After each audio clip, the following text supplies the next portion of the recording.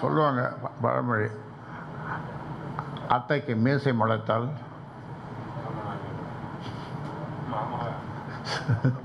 சித்தப்பாவா?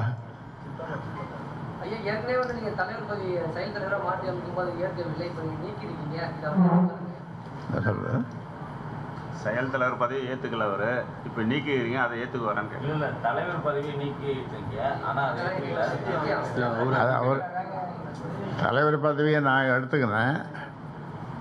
எனக்கு எல்லா அதிகாரமும் எனக்கு இருக்குது. ஏன்னா இது நான் தொடங்கிய கட்சி, இது ஒற்றை மனிதனுடைய உழைப்பால் வளர்ந்த கட்சி. அதனால் இவர் சரியாக செயல்படலை, இந்த லீடர்ஷிப் குவாலிட்டிஸ் அவருக்கு கொஞ்சம் கூட இல்லை என்பதனால் ஒரு நிர்வாக குழுவில் நடந்து கொண்ட முறை, அந்த நிர்வாக குழு மெம்பர்களுக்கெல்லாம் ஒரு 20 பேர் நிர்வாக குழு மெம்பர்கள், 20-22 அவர்களுக்கு அவர்கள் அந்த கூட்டத்தின் போதே நான் இதை சொன்னேன், இவருக்கு லீடர்ஷிப் குவாலிட்டிஸ் இல்லை. ஒருத்தர் பேசினார், அவர் பேசுகிறதுக்கு பதில் சொல்லியிருக்கணும். ஒவ்வொரு தோறையும் பேச சொல்லி அதை குறிப்பு எடுத்து அவர்களுக்கு இது சொன்னார், இதை சொன்னார், இதுக்கு பதில் நான் சொல்கிறேன்னு சொல்லியிருக்கணும். ஒருத்தர் பேச ஆரம்பித்ததுமே அவரை கடிச்சே குதறிட்டார். அப்புறம் மற்றவங்களாம் என்ன சொன்னாப்புல, எல்லாருக்கும் நான் சொல்லி இப்படி பேசுங்கன்னு சொல்லி நான் சொன்னேன்னு மாதிரி அப்படி ஒரு பொய். அப்படி சொன்னால் அந்த நிர்வாக குழு மெம்பர்களை, உறுப்பினர்களை அவமதிப்பதாக அர்த்தம். நீங்கள் அங்கே வந்து என்ன பேசணும், என்ன சொல்லி கொடுக்கறது, எதுவுமே இல்லை. அப்படி நடந்தது. அதனால் அது பொய், நிறைய பொய் சொல்லுவார். அதனால தான் அந்த கூட்டத்திலே சொன்னேன், தலைமை பண்பு இல்லை, லீடர்ஷிப் குவாலிட்டிஸை விட்டு இல்லைன்னு சொன்னேன். இப்போ தொடர்ந்து நடக்கிற காரியங்களை பார்க்கும்பொழுது, வினோதங்கள்லாம் பார்க்கும்பொழுது அது தோணுது. அதனால் அவரோடு இருக்கிற சில பேர் அவரை தவறாக வழிநடத்துகிறார்கள் என்று நான் நினைக்கிறேன். அவர்கள் நாங்கள் தவறாக வழிநடத்தவில்லை, சரியாகத்தான் வழி நடத்துகிறோம், அவருக்கு ஆலோசனை சொல்கிறோம் என்று சொன்னால் என்னை ஒரு முறை வந்து அவர்கள் சந்திக்கட்டும். எல்லாம் குழுக்களாக இல்லை, தனித்தனியாக கூட வந்து சந்திக்கட்டும். நான் சொல்கிறது ஒரு 10 பேர், அவங்களாம் நான் வளர்த்த பிள்ளைகள், நான் கொடுத்த பதவிகள், நான் உருவாக்கிய பிள்ளைகள். இன்றைக்கி திசை மாறி போயிருக்காங்க. ஆனால் அவர்கள் வந்து தனித்தனியாக வந்து நான் தவறு செய்து விட்டேன் அல்லது இந்த காரணத்திற்காக அப்படி போனேன் என்று சொல்லட்டும். சொன்னால் அவர்களை நான் மன்னிக்க முடியும். ஒரே ஒரு உதாரணம் சொல்கிறேன்.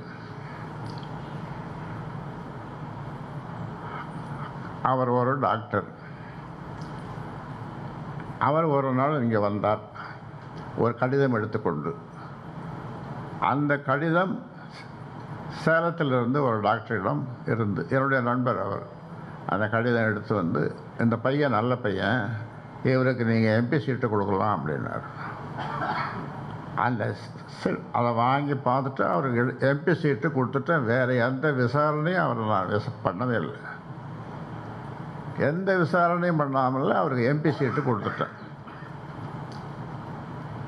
என்னுடைய நண்பர், சேலத்தில் இருந்த நண்பர், அவருக்கு கொடுத்த ஒரு கடிதத்தின் மூலமாக முன்பின் தெரியாத அவருக்கு எம்பி சீட்டு கொடுத்து அவர் வெற்றி பெற்றார், எம்பி ஆனார். இது நான் சொல்கிறது ஒரு உதாரணம்.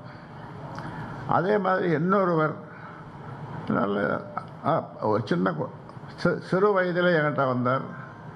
அவருக்கு ஆங்கிலம் படிப்பதற்கு ஒரு ஏற்பாடு செய்தேன்.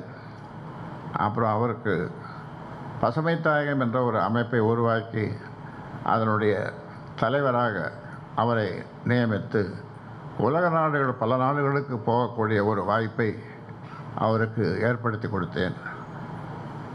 அவர் நல்லா அறிவாளி பிள்ளை தான், அறிவாளி பிள்ளை. சில நாள் அறிவாளி பிள்ளைகளுக்கெல்லாம் இந்த மாதிரி கொஞ்சம் கோணல் மாணல் வந்துடும் போகிறது. ஆனாலும் அவர் திருந்துவதற்கு வாய்ப்பு உண்டு. இங்கே வந்து என்னிடம் அழுது நான் அப்படி சொல்லவில்லை இப்படி சொல்லவில்லை என்றார். சரி அதை விழுப்பா அப்படி என்று சொல்லி அனுப்பினேன். அதன் பிறகு இப்பொழுது அங்கே போய் மும்முரமாக வாசைப்பாடி கொண்டிருக்கிறார். இதற்கு நாம் என்ன சொல்கிறது? காலத்தின் கோலம் என்று சொல்லுவது. இப்போ நான் அடிக்கடி சொல்லுவேன், போக போக தெரியும்ட்டு. இன்றைக்கி உங்களுக்கு தெரிஞ்சு போச்சு. இனிமேல் அந்த வார்த்தையை நான் அந்த பூவின் வாசம் தெரிஞ்சிருச்சு. போக போக தெரியும்ன்றான். அந்த வார்த்தை என் வாயிலிருந்து வராது. நீங்களும் கேட்க மாட்டீங்க.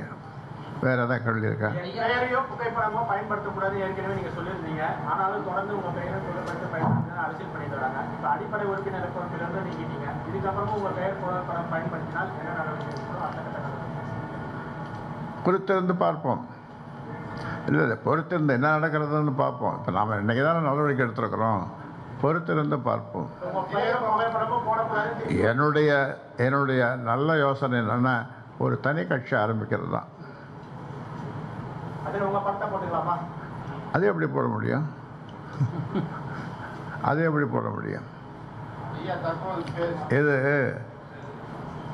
ஒரு குடும்பம், தந்தை மகன் சம்பந்தப்பட்ட உறவு அல்ல. இது ஒரு கட்சி சம்பந்தப்பட்ட, மக்கள் சம்பந்தப்பட்ட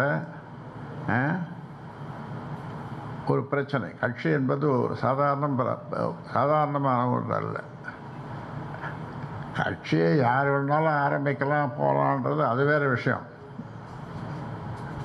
ஆனால் நீங்கள் சொல்கிற மாதிரி அது உடனடியாக சாத்தியமில்லை.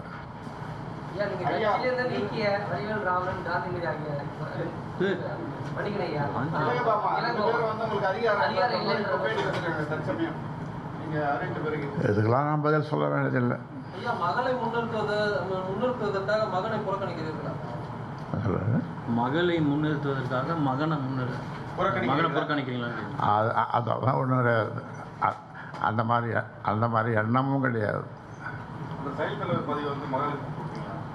போதும்பா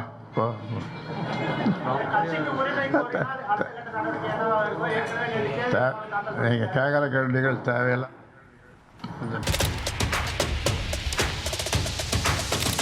அதிமுக்கிய விவரங்களை அனைவருக்கும் புரிய வைக்கும் பாட்காஸ்ட். தவிர்க்க முடியாத முதல் மக்கள் வளைகுடா நாடுகள் பிரான்சிஸுக்கு பிரியா சம்பவங்களை தேடி களத்திற்கே உங்களை அழைத்து செல்லும் ஸ்பாட்லைட். அங்க இருக்கக்கூடிய கள விவரங்கள் என்ன? அமலாக்கத்துறை கடந்த 5 வருஷமாவே சார் எனக்கு ரொம்ப பிடிக்கும் அவர் வர்றதுக்காக. எங்களுடைய நியாயமான கோரிக்கை. Even at the cost of stopping. பார்வையாளர்களையும் செய்திக்குள் பங்கெடுக்க செய்யும் மக்கள் குரல்.